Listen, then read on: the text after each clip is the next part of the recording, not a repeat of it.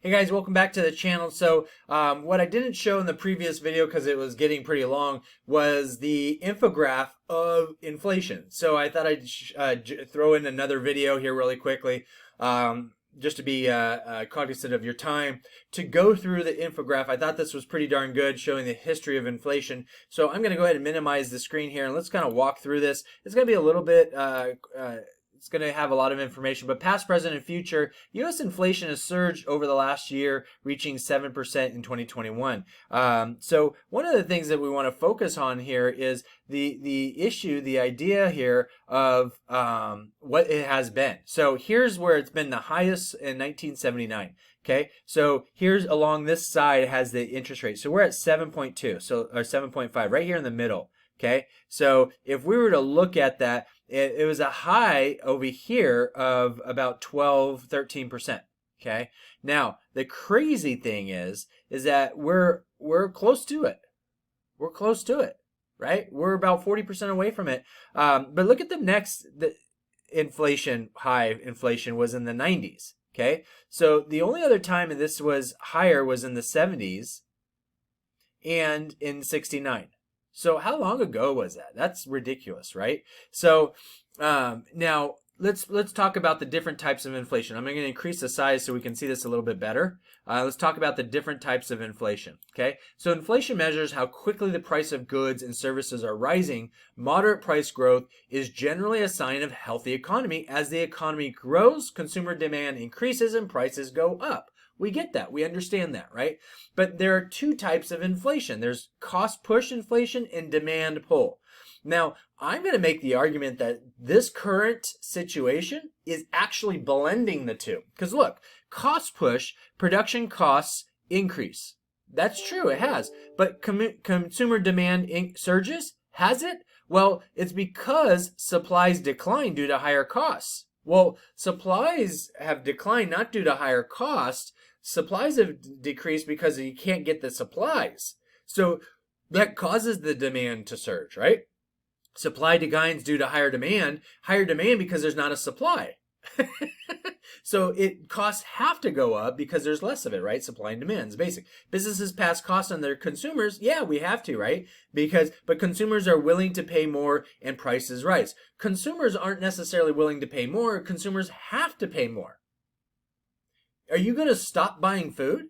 Well, of course not, right? Are you going to stop putting gas in your car and not going to work? Well, a lot of people have. Okay, but prices keep going up on gas, right? And so I think it's a cost demand push pull inflation, blending the two. We haven't seen this type of situation before because of our political ineptness and globally as well. So there's this global conspiracy that's going on, so to speak, for power. The United States is the only republic in the world that is as it stands. Okay, every other country in the world is a monarchy. Period. Okay, and so we used to be until we fought for that freedom to not be ran by monarchy. And so there's a lot of incentive for the rest of the world and to want to push us into monarchy. And what's monarchy all about? What? Power and control. We, the people, had power and control. Monarchy is about the individual that has power and control, and the people don't. Our republic, the people have control. And the leaders, the one monarchy, does not. Okay? So there's a lot of issues, and so it's our right to fight for this, and we are, but that's why we're seeing things that we haven't seen before, because we are now in a power struggle. Okay? The world elites want to run and be power over the wealthiest nation in the world. Okay? China demands and needs us. Okay? And so we need China, but we don't need them as bad as they need us. Okay, and so we have some issues that are arising, and that's what's causing our inflation. So look here. We are currently experiencing both cost push and demand pull inflation. This is different from the other inflationary periods over the last 50 years, where rising oil prices led to a cost push inflation. And since 1965, there have been 6 periods. So they're talking about the 6 periods, 118 months of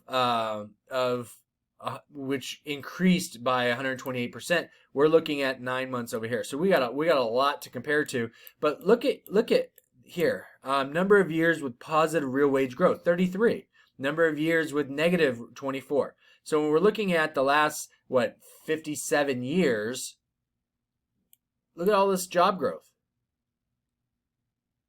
Okay, so lots of job growth. That's good. That's good. Now, inflation rate forecasts. So over the next few years, various institutions expect inflation to stable. All right. Well, the OPEC, the International Monetary Fund, and the U.S. Federal Reserve, these are their focuses. So what inflation should or could be. Well, all of these are above. So 2020 is within the 2%. 2022, they expect it to drop by half. The Fed does. I don't know, but that's going to happen. So I think they're trying to just blow smoke up our what to make it feel like there's not that much going on. What has caused the current inflation? Lockdown restrictions, demand of goods, all the things that we've talked about, goods and services. Less people going to work, the government paying for those people not to work. Unprecedented, just ridiculous, right? Just criminal.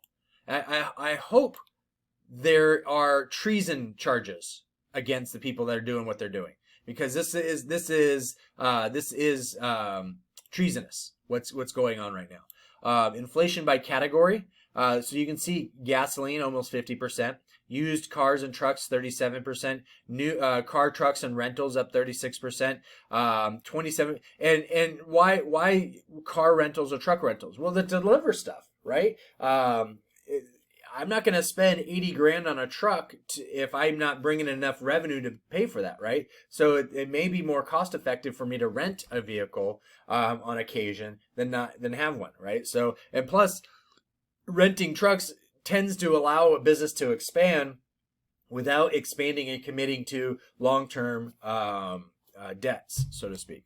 So hotel, motel costs, beef roast up 22%, bacon up 16%, furniture almost 14%, men's suits, outerwear. I don't know if that's a big deal, since I don't know a lot of people who are buying suits now that you can Zoom from your house. But it gives you kind of a good indication of what that looks like.